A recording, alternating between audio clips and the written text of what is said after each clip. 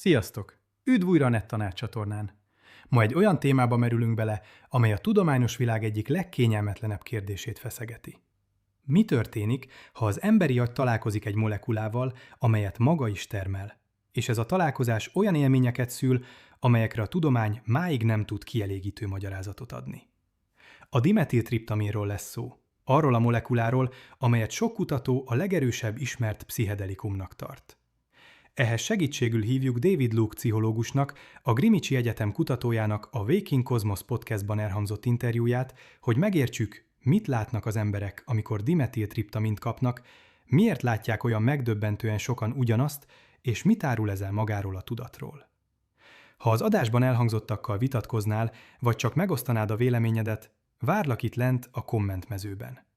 A véleményeitekre és visszajelzéseitekre személyesen is kíváncsi vagyok. Ez a csatorna a ti visszajelzéseitekből épül.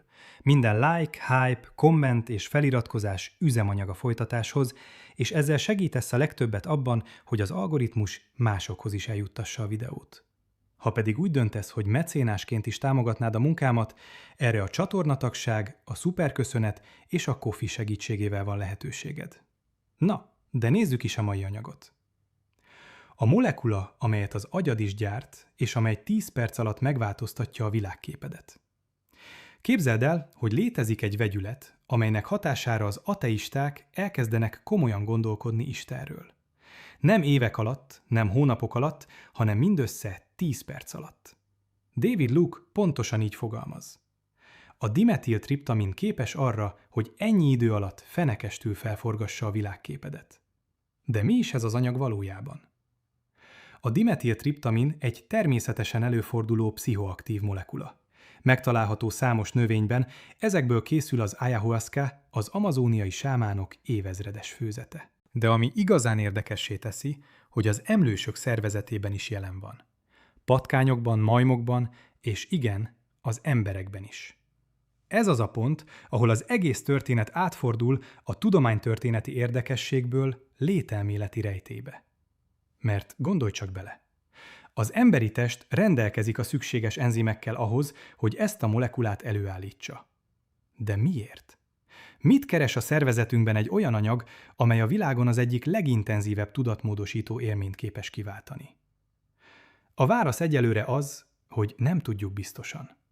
A kutatások azonban az utóbbi években hihetetlen fordulatokat hoztak.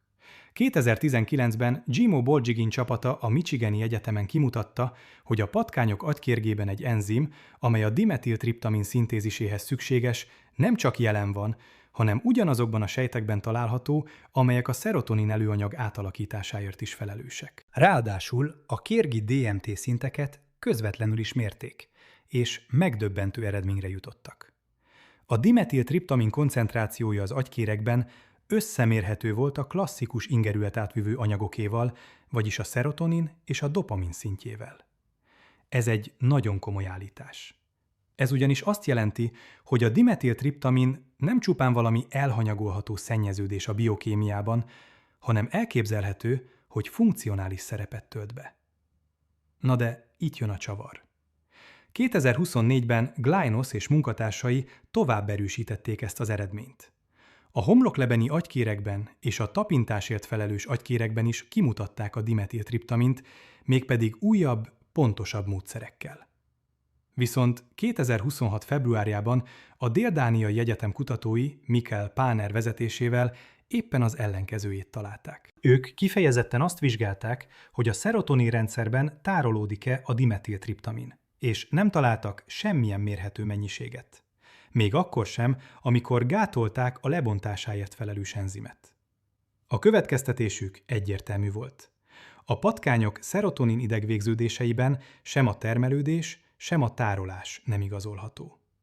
Tehát van két komoly, egymásnak ellentmondó eredményünk. A tudomány azonban éppen ezt csinálja. Nem ad végső válaszokat, hanem egyre pontosabb kérdéseket fogalmaz meg. Egy dolog azonban biztos.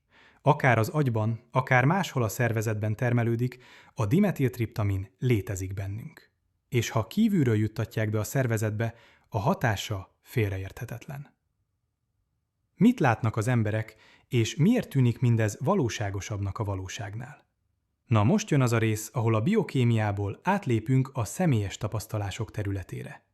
Vagyis abba a világba, ahol nem az a kérdés, hogy mi történik a molekulák szintjén, hanem az, hogy mit él át az ember. David Luke egyértelműen fogalmaz. Magas dózisnál a DMT élmény során az emberek rendkívül gyakran találkoznak valamivel, amit értelmes, önálló lényekként írnak le. Nem homályos alakokkal, nem fényjelenségekkel, hanem olyan létezőkkel, amelyek kommunikálnak, saját szándékkal rendelkeznek, és teljesen függetlennek tűnnek az alanyelméjétől. Ez egyáltalán nem elhanyagolható jelenség.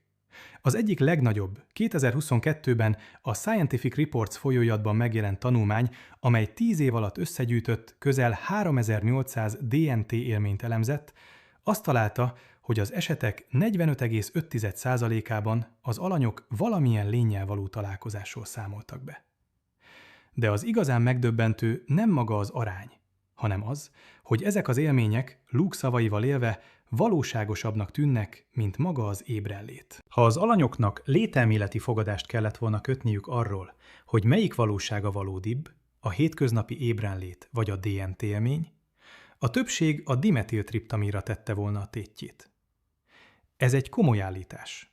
Nem arról van szó, hogy az emberek utólagosan megmagyarázzák az élményt. A Johns Hopkins Egyetem felmérésében a résztvevők 81%-a nyilatkozott úgy, hogy ez volt élete legvalóságosabb élménye. Kétharmaduk pedig a szer hatásának elmúlta után is meg volt győződve arról, hogy amit látott, az ténylegesen létezik. Ez az a pont, ahol a tudósok is elkezdik vakarni a fejüket. Mert egy dolog azt mondani, hogy a szer intenzív halucinációkat okoz. És teljesen más azt hallani, hogy az alanyok meggyőződéssel állítják, amit tapasztaltak, az valódibb volt, mint ez az asztal, ez a szék vagy ez a szoba. Luke erre hívja fel a figyelmet, amikor a jelenséget az álmokkal hasonlítja össze. Az álmokból ugyanis nem ébredünk fel azzal a gondolattal, hogy az volt az igazi valóság, és ez az ébrenlét itt csupán egy álom. A dimetiltriptamin esetében azonban ez rendszeresen megtörténik. A manók visszatérnek, avagy ismétlődő karakterek a DMT élményekben. Figyelj, mert ez az a pont, ahol az egész történet átcsap az ijesztően különösbe. Ha a DMT élmények pusztán egyéni halucinációk lennének, azaz csupán az idegsejtek véletlenszerű kisüléseiből és agyi zajból generált képek, akkor azt várnánk, hogy mindenki mást lát. Ahogyan az álmaid sem ugyanolyanok, mint a szomszédodéi. A dimetiltriptamin esetében azonban egyáltalán nem ez történik. David Luke évek óta gyűjti az idegen lényekkel való találkozásokról szóló beszámolókat, és az eredmény őt magát is meglepte. Vannak ugyanis visszatérő karakterek, amelyek feltűnően nagy gyakorisággal jelennek meg az egymástól teljesen független alanyoknál. A legismertebb kategóriát a kisemberek alkotják. Törpék, manók, tündérek és gnómok. A beszámolók nagyon sokféle nevet használnak rájuk, de a leírásuk megdöbbentően egységes. Apró, emberi alakú, de nem emberi lényekről van szó, akik gyakran játékosak, csintalankedvűek, és úgy tűnik, pontosan tudják, hogy a megfigyelő figyeli őket. A már említett nagy tapasztalati tanulmányban a mitológiai lények kategóriája, beleértve a gépmanókat is, a találkozások 8,4%-át tette ki. A rovarokhoz és állatokhoz hasonló lények, köztük a bogárszerű, sáskaszerű és pókszerű alakok az esetek 9,2%-ában bukkantak fel. Külön figyelmet érdemel a bohóc vagy tréfa csináló őskép, amely 6,5%-os gyakorisággal jelent meg. A leggyakoribb kategória azonban meglepő volt. A női őskép, amely egy istennőre vagy anyai jelenlétre hasonlít. Ez az összes találkozás közel negyedét tette ki. Luke az interjújában részletesen beszél egy még különösebb karakterről is, az óriási imádkozó sáskáról. Ezek a lények, amelyeket a beszámolók következetesen több méteres méretűnek írnak le, jellemzően az alany fölé hajolnak, és valamilyen műveletet végeznek az agyán. Lényegében egy agysebészeti beavatkozást. Az alanyok úgy írják le a folyamatot, mintha ezek a sáskalények szétszednék és újra rendeznék az idegrendszerük szerkezetét. Ami viszont igazán nyugtalanító, hogy ezekhez a lényekhez általában semmilyen érzelem nem társítható. Néhány beszámoló szerint az emberek úgy érezték, mintha a sáskák legeltetnének rajtuk. Mintha egyszerűen learatnák az emberi érzelmeket.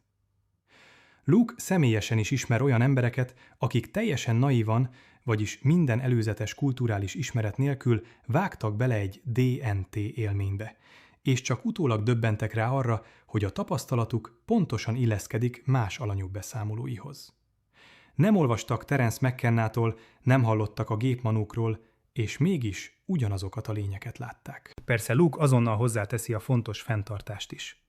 Soha nem lehet teljesen érintetlenül megélni egy ilyen kulturális tapasztalatot.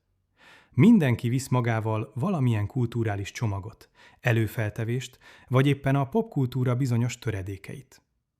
Ugyanakkor léteznek olyan karakterek, mint amilyen az agysebész sáska is, amelyek annyira egyediek és annyira kevéssé ismertek a közkultúrában, hogy a kulturális bemosódás önmagában nagyon nehezen magyarázza meg az előfordulásukat. Tündérnép és dzsinnek, avagy évezredes párhuzamok a dimetiltriptaminhoz köthető ősképekkel. Na most lépjünk egyet hátra egy pillanatra, és nézzük meg az egészet madártávlatból. Ez a kérdés ugyanis nem mostanában született. A kisemberek, tehát a törpék, a tündérek, a manók és a gnómok nem számítanak a DMT kutatás újdonságainak. Ezek a lények az emberiség legősibb történetei közé tartoznak. Az ír folklórban a tündérnép a föld alatti tündérdombok lakója, akiket a kelták az istenek nemzetsége utódainak tartottak. A walesi hagyomány ismeri a bányatündéreket és a tavi tündéreket, Skóciában pedig a házi manó, egy a házhoz kötődő apró lény, aki segít a háztartásban egészen addig, amíg meg nem sérted. De ez messze nem csupán egy európai jelenség. Az észak-amerikai őslakos törzsek szinte mindegyike ismer valamilyen kis népet. A cseroki hagyományban a szavuk szó szerinti fordítása is annyit tesz, hogy kis emberek. 3 fajtájukat különböztetik meg. A sonfa népet, akik jóságosak, a babér népet, akik csintalan tréfamesterek, és a szikla népet, akiktől a legjobb minél távolabb maradni. A Comanche, az Irokéz és a Cree törzsek történetei mind ugyanarra a jelenségre utalnak. Apró emberszabású, de nem emberi lényekre, akik a vadonban élnek, és akikkel rendkívül óvatosan kell bánni. Dél-Amerikában a maják, az andokbeli népek, valamint az argentin és paraguayi kultúrák mitológiájában is megtalálhatóak a kis emberek helyi változatai. Afrikában a zuluknál, Hawaiin, Új-Zélandon ez a lista szinte végtelen. Gyakorlatilag nincsen olyan lakott kontinens, ahol valamilyen formában ne létezne a kis, természetfeletti lények hagyománya. És itt jön a kérdés, amely David Luke-ot is nagyon izgatja. Ha a dimetiltriptamin belső eredetű, tehát az emberi szervezet maga is termeli, és ha ez az anyag magas dózisnál megbízhatóan előhívja a kis emberekkel való találkozás élményét, akkor vajon az évezredes folklórhagyomány legalább részben magyarázható ezzel? Lehetséges, hogy emberek spontán, módosult tudatállapotban, például álomban, transzban, lázban, a halál közelében, vagy akárcsak a stressz hatására megemelkedő belső DMT szint mellett hasonló élményeket éltek át? Ez egy kifejezetten provokatív gondolat, és nem állíthatjuk, hogy bizonyított. A fellelhető minta azonban megdöbbentő. Gondolj csak bele! Olyan kultúrák, amelyek az idők során soha nem találkoztak egymással, mint a Kelta-Írország és a Cseroki hegyvidék, vagy a Zulu szavanna és a Hawaii szigetvilág, kivétel nélkül mind tudnak a kisemberekről. Ráadásul mindenhol hasonlóan írják le őket. Emberi alakúak, de egészen kicsik. Játékosak, de egyben veszélyesek is. Szorosan kötődnek a természethez, és szabadon átjárnak egy másik világba. Vagy egyenesen a mi világunk és a másik világ határán élnek. Ez vagy a leghihetetlenebb kulturális véletlen az emberiség történetében, vagy létezik valami közös gyökér. Az egyik legizgalmasabb jelölt erre a közös gyökérre pedig éppen a belső termelődésű dimetiltriptamin. Az agy belsejében, avagy funkcionális mágneses rezonancia vizsgálatok, agyi hálózatok és a tyúk vagy a tojás problémája. Rendben. Az eddigiek alapján joggal mondhatnád, hogy ez mind nagyon szép és nagyon misztikus, de mutassam meg, hogy pontosan mi történik az agyban, amikor valaki dimetiltriptamint kap. A felvetés jogos.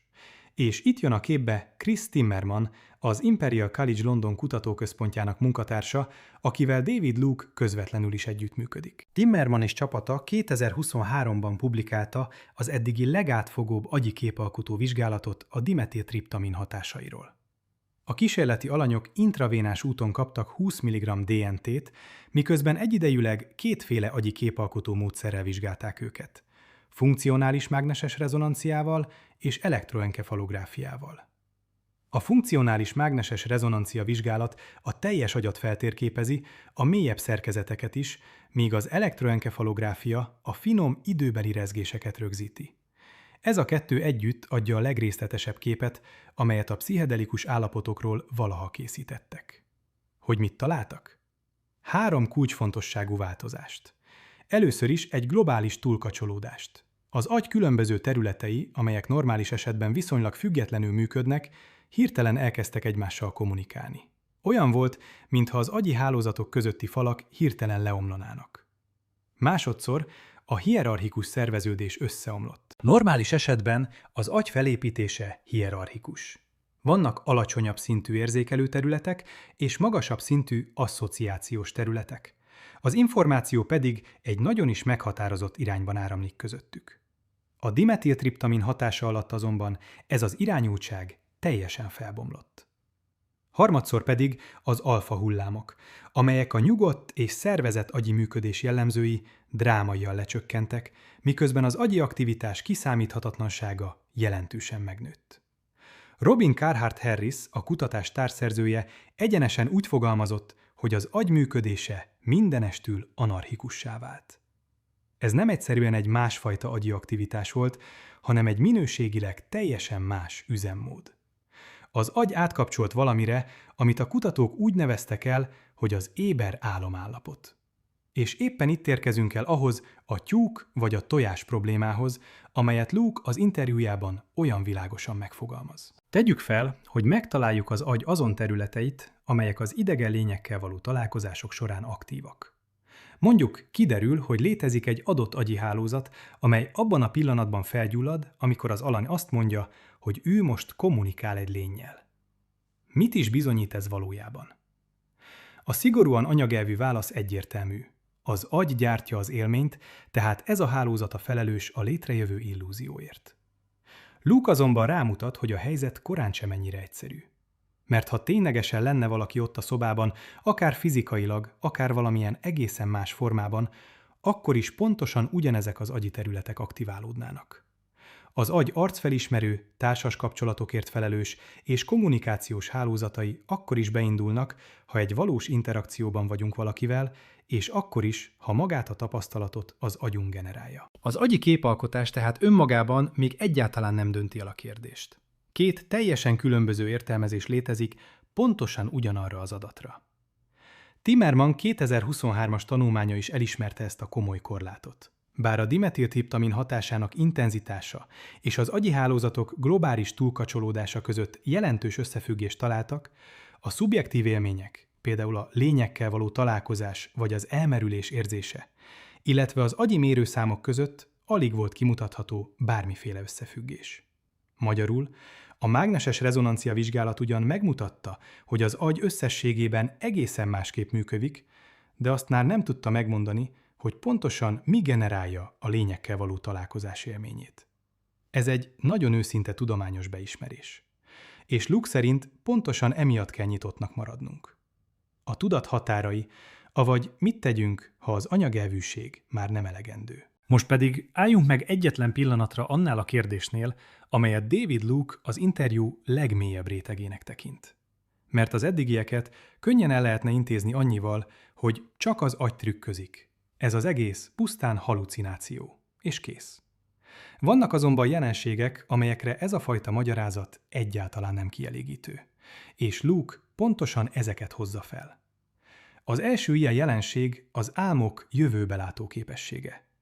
Luke olyan laboratóriumi adatokra hivatkozik, amelyek szerint az álmokban megjelenő jövőre utaló tartalmak gyakorisága messze meghaladja azt, amit a puszta véletlen alapján várnánk. Ezen felül álomtelepátia kísérletekre is utal. Olyan módszerekre, ahol egy küldő személy megpróbált egy képet továbbítani egy alvó személynek, és az alvó álmai lényegesen gyakrabban tartalmazták az adott kép elemeit, mint azt a véletlen indokolta volna. Ezen a ponton fontos megjegyezni, hogy ezek rendkívül vitatott területek, és a fősodorbeli pszichológia többsége erősen szkeptikus velük szemben. Luke azonban éppen azt mondja, hogy ha legalább egy munkahipotézisként elfogadjuk a kiterjesztett tudat modelljét, vagyis azt a feltételezést, hogy a tudat nem kizárólag az agy belsejében zajlik, akkor a lényekkel való találkozások kérése hirtelen egészen más megvilágításba kerül. Mert gondolj csak bele, ha a tudat kizárólag az idegi aktivitás terméke, akkor minden DMT élmény szükségképpen egy belső generálás eredménye. Egyszerűen nincs más opció. De ha a tudat valamiképpen mégis kiterjed az agyon túlra, és ez egy nagyon nagy feltételezés, amit Luke maga is hangsúlyoz, akkor elvileg lehetséges, hogy az élmény során az ember olyasmivel kerül kapcsolatba, ami nem ő maga. Luke ezzel kapcsolatban nagyon óvatosan fogalmaz. Nem mondja azt, hogy ez teljes bizonyossággal bebizonyosodott. Inkább azt mondja, hogy ne zárjuk ki eleve a lehetőséget. A tudomány ugyanis nem azon az elven működik, hogy mit hihetünk el, hanem azon, hogy mit tudunk biztonsággal kizárni. És jelenleg a különös lényekkel való élmények természetéről sem a végletekig leegyszerűsítő anyagelvű, sem pedig a szellemi magyarázatot nem zárhatjuk ki. Van itt még egy szál, amelyet érdemes megemlíteni. Az interjúban felmerül egy izgalmas idegtudományi gondolat is. Lehetséges, hogy van az agyban egy viszonylag specializált rendszer, amely kimondottan másféle intelligenciák jelenlétének az érzékelésére szolgál. Ennek evolúciós szempontból is tökéletesen lenne értelme. Ha a környezetedben megjelenik egy másik elme, legyen az egy ragadozó, egy rivális vagy egy szövetséges, akkor hirtelen egy teljesen más kognitív üzemmódba kell kapcsolnod. Előre kell jelezned a másik fél szándékait, modellezned kell a viselkedését, és ha kell, azonnal stratégiát kell váltanod. Ha a dimetiltriptamin valamilyen módon megzavarja ennek a rendszernek a működését, az nagyon könnyen létrehozhatja mások jelenlétének az élményét, még abban az esetben is, ha fizikailag egyáltalán nincs ott senki. Ez egy rendkívül elegáns neurológiai magyarázat, és valószínűleg részben igaz is. Luke azonban joggal mutat rá arra a tényre, hogy ez azért mégsem magyaráz meg mindent. Ha csupán egy általános, mások jelenlétét érzékelő rendszer aktiválódik az agyban, akkor miért lát mindenki olyan specifikusan manókat, sáskaszerű lényeket vagy kozmikus bohócokat? Miért nem csak egy egyszerű és bizonytalan jelenlétérzetet kapnak az alanyok? Ezeknek a nagyon specifikus, visszatérő ősképeknek a megjelenése egyszerűen túlságosan is részletes ahhoz, hogy pusztán a társas kapcsolatokért felelős agyi hálózat zavarával meg tudjuk magyarázni. Miért számít mindez? A DMT-rények és a tudat hatalmas rejtélye. Szóval mi is az egésznek a lényege? Miért ne lenne elegendő egyszerűen annyit mondani, hogy a drogok halucinációkat okoznak, és ezzel végleg le is zárni a témát? Azért, mert a DMT lények kérdése nem csupán a drogkutatás egy apró lábjegyzete. Ez egy ablak, talán az eddigi legszélesebb letárt ablak, amelyen keresztül a tudat természetének legalapvetőbb kérdéseire is rálátunk. Nézzük csak meg, hogy pontosan mi is áll a rendelkezésünkre. Adott egy molekula, amelyet az emberi szervezet is termel, amelynek pontos biológiai funkcióját a mai napig nem ismerjük, és amely külsőleg beadva a valaha dokumentált legintenzívebb szubjektív élményeket váltja ki. Ezek az élmények rendkívül gyakran foglalnak magukba más lényekkel való találkozást. Ráadásul ezek a lények megdöbbentő mértékben ismétlődnek az egymástól teljesen független alanyoknál, a hozzájuk hasonló ősképek pedig már évezredek óta jelen vannak az emberiség folklórjában. Végül pedig maga az élmény az alanyok beszámolói szerint valóságosabbnak hat, mint a hétköznapi ébrenlét. Az agykutatás ma már világosan megmutatja, hogy a dimetiltriptamin hatása alatt az agy működése gyökeresen megváltozik. Az agyi hálózatok közötti kommunikáció robbanásszerűen megnő, az addigi hierarchia összeomlik, az agyi aktivitás kiszámíthatatlansága pedig rendkívüli módon megemelkedik. Azt azonban, hogy mit is jelent valójában ez az élmény, és hogy ez egy tisztán belső generálás eredménye, vagy pedig valamilyen külső fogadásé, a jelenlegi agyi adatok alapján még nem lehet teljes bizonyossággal eldönteni. Luke nem prédikál egyik oldal mellett sem. Pontosan azt teszi, amit egy jó tudós tehet. Tiszteletben tartja a bizonyítékokat, nem zárja le idő előtt a kérdést, és határozottan bátorítja a további kutatásokat. Az Imperial College csapata ma is folytatja a munkát, egyre kifinomultabb módszereket alkalmazva. A belső DMT kutatások ellentmondásos eredményei, tehát a michigani pozitív és a dán negatív adatok éppen azt mutatják, hogy itt valami nagyon fontos kérdésre keressük a választ, és a történetnek még korán sem értünk a végére. Ami engem személy szerint a legjobban lenyűgöz ebben az egészben, az nem is feltétlenül maga a DMT élmény. Sokkal inkább az a puszta tény, hogy az emberi tudomány eljutott addig a pontig, ahol már komoly egyetemek, komoly kutatói vizsgálják komoly folyóiratokban publikált tanulmányokkal azt a kérdést, hogy vajon az emberi tudat valóban be van-e zárva a koponyánk belsejébe. Ez a kérdés régen kizárólag csak a filozófusoké és a misztikusoké volt. Ma azonban már az Imperial College és a Johns Hopkins kutatóprogramjaiban él és fejlődik tovább. Lehet, hogy a válasz végül majd az lesz, hogy igen, mindez csupán egy belső generálás. Az emberi agy egyszerűen zseniális, a látott manók pedig csak a saját idegrendszerünk termékei. Meg lehet. De az is könnyen előfordulhat, hogy a végső válasz ennél sokkal bonyolultabb lesz. És az is kiderülhet, hogy az emberi tudat valójában sokkal mélyebb, tágabb és rejtélyesebb, mint azt a 20. századi anyagelvűség feltételezte. David Luke azt mondja, hogy mindenképpen tartsuk nyitva az ajtót. A tudomány dolga ugyanis nem az, hogy elhamarkodottan lezárja a kérdéseket, hanem sokkal inkább az, hogy elég bátran felmerje tenni őket. Köszönöm, hogy ma is együtt gondolkodtunk. Ha tetszett a videó, várlak a kommentekben.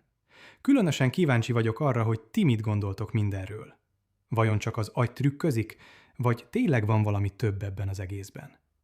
Ha pedig szeretnéd, hogy a jövőben is több ilyen tartalmat gyártsak, kérlek iratkozz fel, nyomd meg a harangot, és ajánld másnak is ezt a videót, mert jelenleg ez az, ami igazán segít a csatornának. Ha pedig mecénásként is támogatnál, a csatornatagság, a szuperköszönet és a Ko-fi is nagyszerű lehetőség erre. Találkozzunk a következő videóban. Addig is, maradj kíváncsi, és fedezd fel a világ csodáit.